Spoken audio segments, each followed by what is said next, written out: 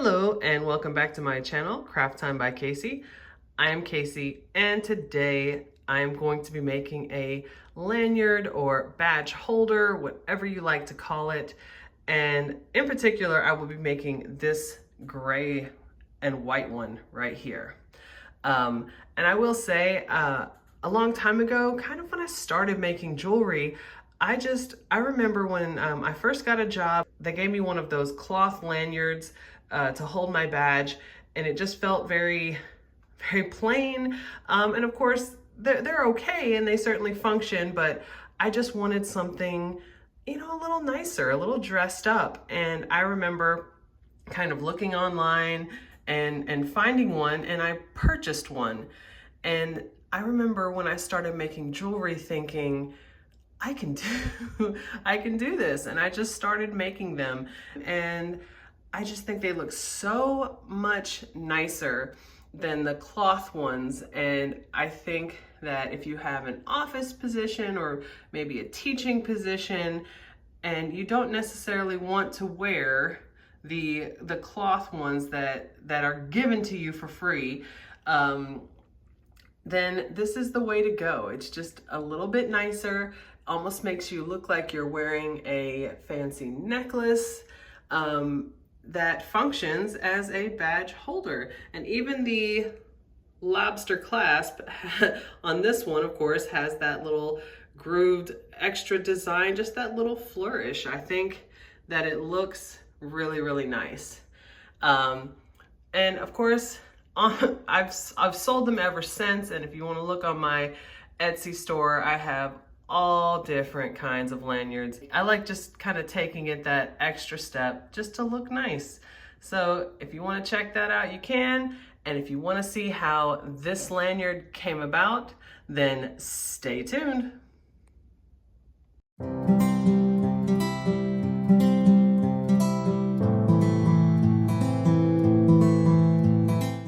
All right, let's get right into it. So I'm going to start off by quickly going over the tools that I will be using. I'm going to be using 2 sets of chain nose pliers. I'm going to be using my set of round nose pliers, and I will also be using my set of cutters. And I do mention my tool set a lot. I highly recommend this tool set. I will link it down below. It is a very high quality set, but the biggest thing for me is that it has adult size grips. A lot of times in stores, when you get tools, they'll have these little bitty grips where, I don't know, it's just kind of uncomfortable. You kind of have fingers hanging off the sides. And I can appreciate these large grips for adult size hands. If you make jewelry very often, then I highly recommend it. And even if you don't get this set, I recommend investing in your tools. It can make a huge difference. This set here, let me try to get it without the glare, is called Casual Comfort. It's a 6-piece set. It also comes with scissors, tweezers. I highly recommend this set. All right, so for this lanyard, I'm going to show you how to make each one of the components and then the order in which we are putting it all together. So the stones that I will be using, I'm going to use this white howlite 8mm stone, 8mm round. And then I'll be using this hexagonal howlite stone as well. Kind of matches very, very well. And then I have this gray rondelle. This is the 6mm, the 3mm as well to go with it.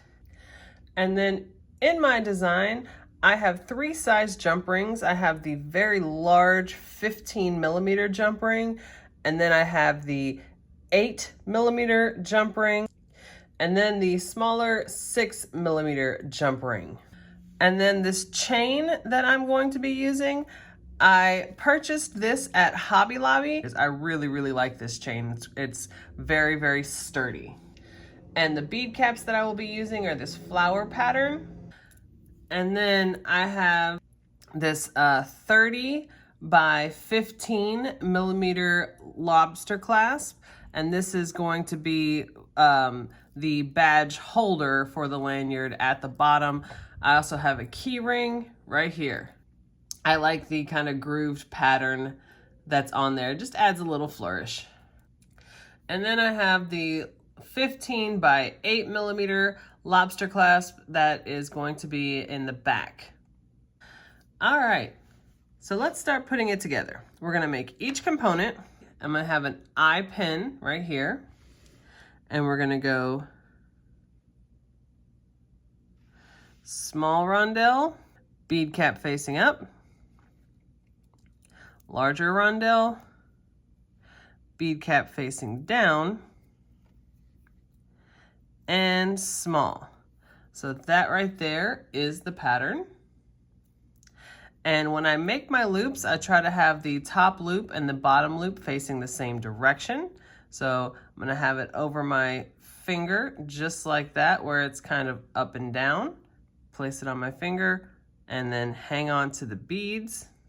I'm gonna go in with my round nose pliers just above that top bead and then bend it, just like that. Bend it back with my fingers and go in with my cutters. So I've got the start of a nice loop, and I'm going to go in with my round nose pliers and go in and close that loop. All right, simple as that. And there is my first component. And then we're going to take another eye pin, and this right here is going to be very simple, just the one round howlite bead. And take my round nose pliers, go just above the bead,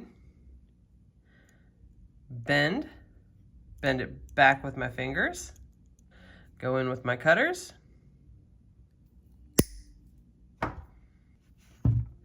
and then I'm gonna go in with my round nose pliers and close that loop. Just like that. And that is all there is to this component. And then the last component, I'm gonna take another eye pin, put on the hexagonal howlite stone, and then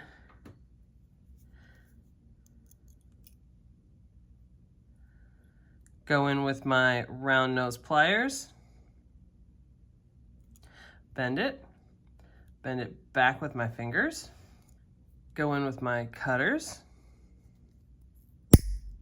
and then go back in with my round nose pliers and close that circle, just like that. So there's that component. All right, so we will need 9 more of the gray unit, totaling 10. And we will need 5 more of the round component, totaling 6. And then we will need 3 more of the hexagonal unit, totaling 4. And we'll meet back up. All right, so now that we have all of our components, it's a matter of putting it in order. So I will show you the order that I will be putting them in. So we're gonna start with the round howlite, and we're gonna take the smaller jump ring, open it, and we're gonna connect the round to the larger jump ring and close that jump ring. And then we will take another smaller jump ring, connect the larger jump ring to one of the gray components.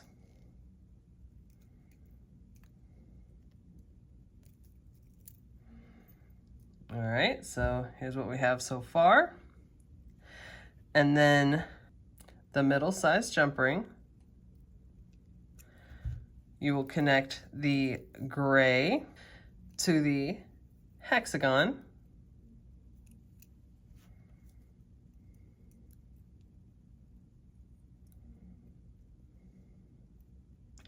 just like that. And then you will take the smaller jump ring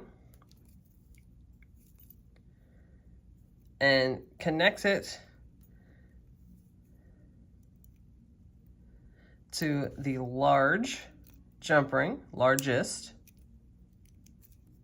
Then we're going to take another small jump ring,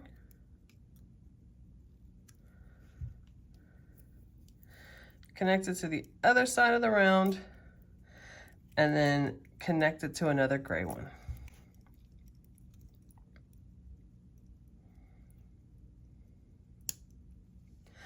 And here is the pattern, okay? So we're going to repeat this pattern 1.5 more times, and then we will meet back up when this side is completed.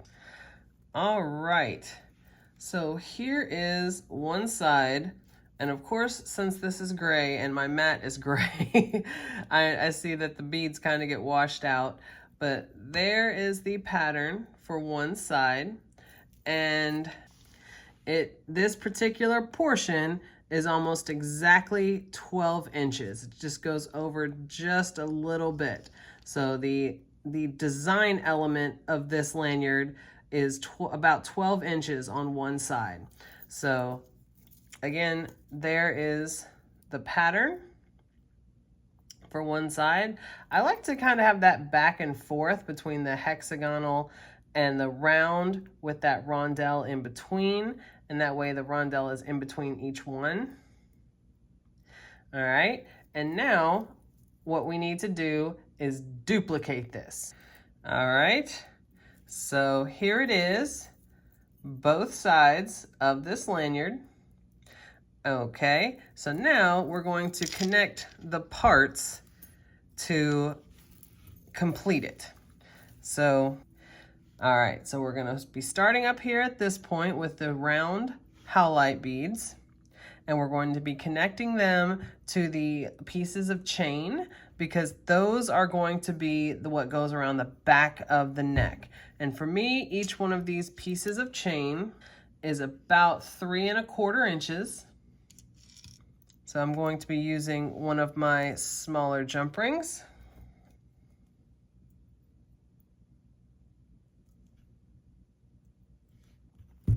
And I'm going to connect the last link in the chain to the round howlite component. And close that jump ring. We're going to do the same thing with the other piece of chain.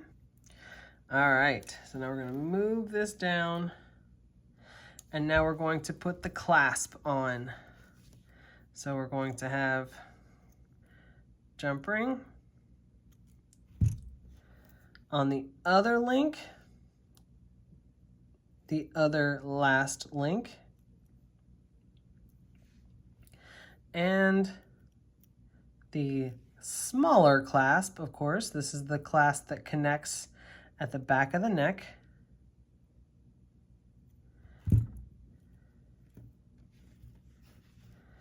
And then we're going to have the other jump ring, and we're going to connect it to the other link in that chain.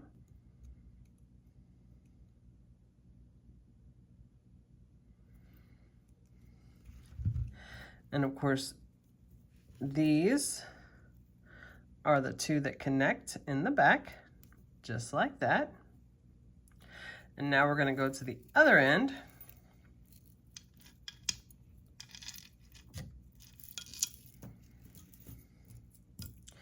And we're going to connect this end with one of the larger jump rings.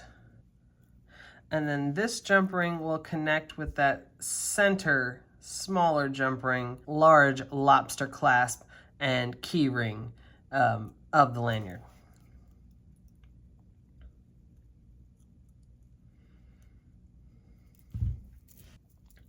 All right, so here is the final piece. And I will put it on my display so we can see it better. All right, here it is, the finished lanyard.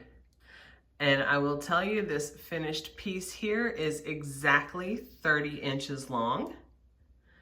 And I am super happy with how it came out. I know for a lot of office positions, a lot of jobs, sometimes you just want to have that little bit nicer, a little bit fancier badge holder, and I think that's what this is. It kind of dresses it up a little bit. Now, I wouldn't hold an entire keyring with this particular lanyard. However, it is pretty sturdy, so I would say this would be good if you have a job where you, of course, need to wear a badge every day, and maybe you have a couple keys that you need to carry with you. Or if you're like me and you want to carry a pen on your lanyard to have it with you at all times, this would be the lanyard for you. I think this is beautiful. I love the way that it came out. It's very nice, but also very neutral. So it would go with just about every outfit, and I really like it. So if you like this video and you want to see other videos like this, go ahead and hit that subscribe button down below. Give me a like.